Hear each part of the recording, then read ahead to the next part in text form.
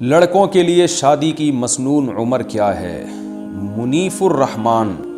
کراچی سے پوچھتے ہیں، نبی کریم صلی اللہ علیہ وسلم کی پہلی شادی 25 سال کی عمر میں ہوئی تھی، تو کیا مردوں کی شادی کے لیے اسے مسنون عمل کہہ سکتے ہیں؟ نہیں کہہ سکتے۔ نبی صلی اللہ علیہ وسلم نے جو 25 سال کی عمر میں شادی کی ہے تو یہ وہ وقت تھا جب آپ کو نبوت نہیں ملی تھی، تو نبوت سے پہلے جو آپ کی زندگی ہے وہ ہمارے لیے اس میں ہر چیز میں ہمیں نبی کی اتباع کا حکم نہیں ہے، کیونکہ وہ نبوت سے پہلے کی زندگی ہے۔ قرآن میں آتا ہے وَوَجَدَكَ ضَالًّا فَهَدَىٰ، اے نبی اللہ نے آپ کو شریعت سے بے خبر پایا تو پھر باخبر کر دیا، یہ قرآن کی آیت ہے۔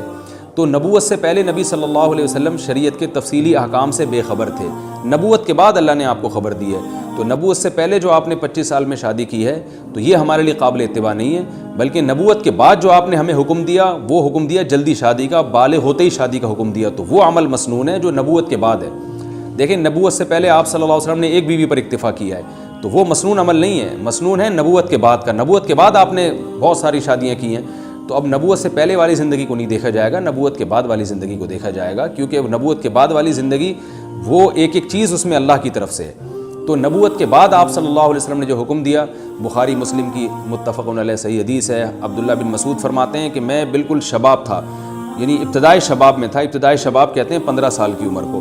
تو ابتدائی شباب میں تھا، مجھے رسول اللہ صلی اللہ علیہ وسلم نے دیکھ کے فرمایا یا معاشر الشباب من استطاع منکم الباءۃ فلیتزوج، اے نوجوانوں تم میں جو نکاح کی استطاعت رکھتا ہے وہ نکاح کر لے، کیونکہ اس سے نگاہیں جھکتی ہیں اور شرمگاہ محفوظ ہو جاتی ہے حرام چیزوں سے۔ تو نکاح کی مسنون عمر 15 سال ہے۔ البتہ یہ ضرور ہے کہ شادی چونکہ اپنے خرچے پہ ہوتی ہے، باپ کے ذمے لازم نہیں ہے کہ وہ آپ کی شادی پہ خرچہ کرے، تو 15 سال میں نکاح جب مسنون ہوگا